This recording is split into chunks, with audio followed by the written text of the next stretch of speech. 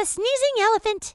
In the jungle one day, an elephant sneezed so loudly that all the monkeys fell from the trees. The birds flew in circles, and even the tiger got scared and ran away. The elephant laughed and said, "Oops, sorry, everyone. I just had a cold. Now, this wouldn't have been a problem if they were in, say, the suburbs. But they were in the jungle, which meant that all the animals were at risk of being flattened by the elephant's giant feet. So the wise old monkey decided to take matters into his own hands. He climbed up the elephant's trunk and started tickling its face with his whiskers. The elephant tried to shake him off, but the monkey was too quick. He dodged the elephant's tusks and its swinging tail and kept tickling its face until the elephant sneezed again.